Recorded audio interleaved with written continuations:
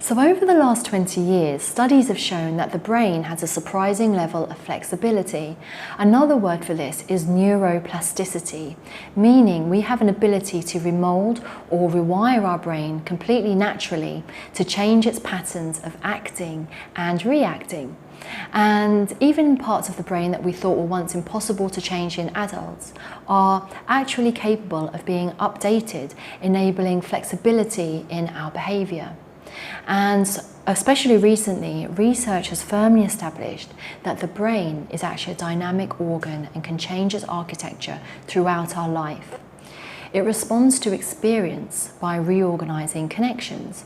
So for example, severe stress or adversity has been shown to cause disruption of the brain's neuroplasticity, and this can bring about issues such as repeated self-criticism and anxiousness. And in these cases, people get stuck in these neural ruts of negative thinking, feeling, behaving, or in fear-based repeated memories.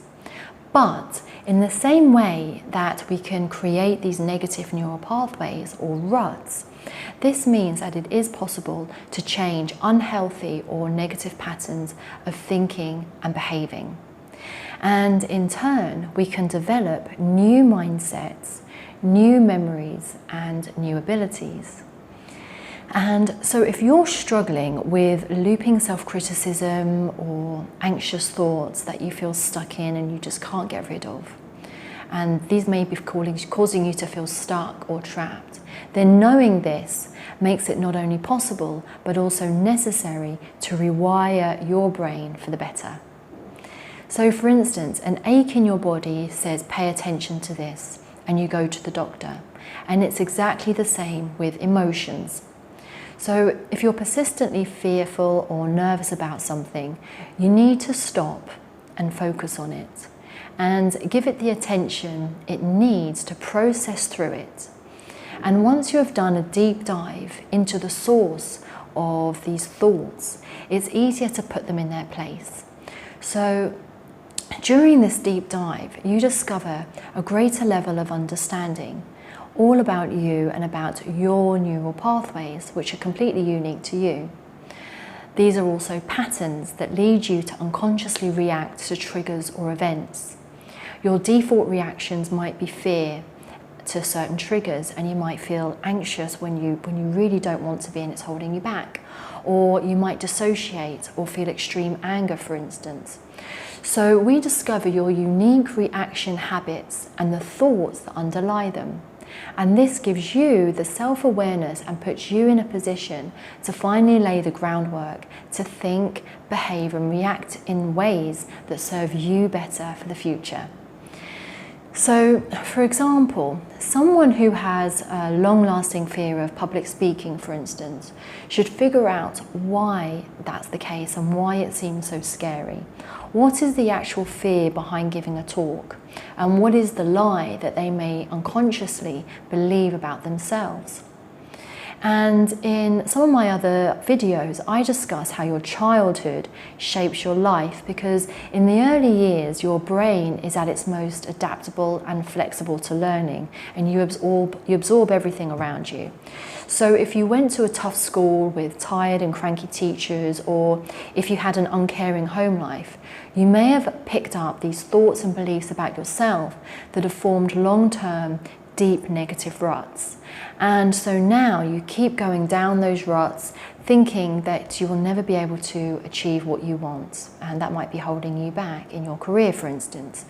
Or you might even call yourself names as an adult that are on repeat again and again. But with the research of neuroplasticity and rewiring the brain, whatever happens to a person in their early life and whatever their history or their current state of that person, we're learning that we all have the built-in natural ability to improve and to change for the better. So to describe how this works in more detail, when you think about something, a chemical reaction in your brain occurs that can be likened to plugging in a string of lights. Whether it's positive or negative, you turn on this string of lights related to that thought again and again. So the more you think, feel, and act this way, the faster those lights turn on and the brighter they glow, which means the string of lights, for instance, for driving a car after 50 years is much brighter and faster than the string you had when you were learning to drive at 16 years old. Another way of describing this is neurons that fire together wire together, and this describes the process of the wiring and the strengthening of the brain pathways long term. So one of the benefits of rewiring your brain is that you get into the habit of gaining perspective. That is, to realize that it's not the situation you're in that's going to hurt you, but it's the perception and reaction to it. And we often think our immediate outlook is the only way to see a problem. So for instance, if we fail a test, we automatically, and we might take this feeling for years, that it must mean we're stupid. Or if we get rejected, it must mean that there's something wrong with us.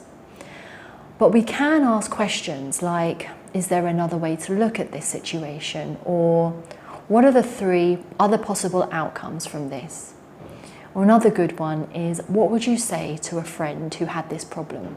Because when you're helping a friend, you're more likely to see that event from a different perspective and speak in a kinder and much more compassionate way than you might be talking to yourself.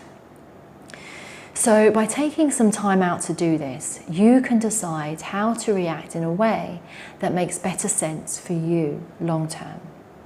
And it's also crucial to replace those old thought habits with the new, more consciously chosen, empowering ones. So you don't necessarily unlearn what you already know, but instead you make new ones into a habit. So your mind listens to every word you tell it, and your body follows what your mind tells it. So it's very difficult to rewire your brain if you want to leave your job, for instance, but you keep telling yourself that you're not good enough to do anything better. So change that, decide to choose words or better words. And when people think about positive self-talk, they typically think about those boring, generic affirmations like you've got this or you can do this. But it's better to use self-talk that specifically counteracts any patterns of self-sabotage that you may have specifically. And this type of helpful self-talk is very personal. So what works for you won't work for someone else. And what's most relevant to you will change with time depending on what you have going on in your life. So one way to do this is to know your why. Why are you changing jobs? Is it because you want to look after your family, or is it because you want to get on and progress with your career? So while you're applying, don't tell yourself that it's just a waste of time and it will probably amount to nothing. But tell yourself exactly why you keep doing it. And keep that personal reason on repeat again and again, because those long-term benefits will far outweigh the work you're putting in right now. In other words, talk to your mind like it's a PA. This makes the rest of the action easier to follow. And your actions have to match what you say you want and vice versa. So try focusing on those actions that align with what you want. For instance, one of the best ways to do this is to use baby steps. And if you're struggling, for instance, to get motivated to change jobs, you could just start by taking a look at or reviewing your CV or resume, because just thinking about all those qualifications and achievements you've built up is a step in the right direction. Writing a CV or resume can help you start to change negative self-talk about your abilities, maybe after a bad day at work or a bad conflict at work, and it will remind you of everything you've done to feel more motivated and ready to move on. So by training our brains to change our automatic response to the minor things first, we can then develop emotional stamina to endure harder times if and when they come.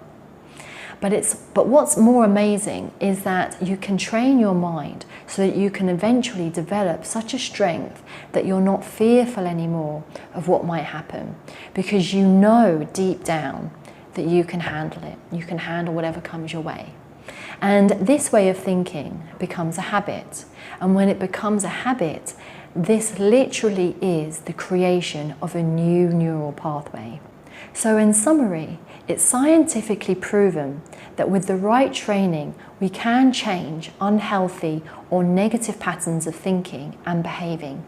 And in turn, we can develop new mindsets, new skills, and new abilities.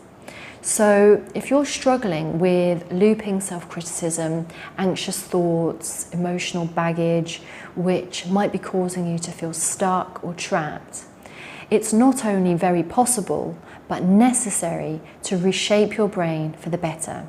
And by doing a deep dive of those autopilot brain pathways that run us, we can recognize the barriers that are holding us back in our own minds and build the path towards feeling stronger, livelier, freer, and happier. So thanks for watching, and if you can relate to any of this and want to hear more about these deep dives, then get in touch using the link below.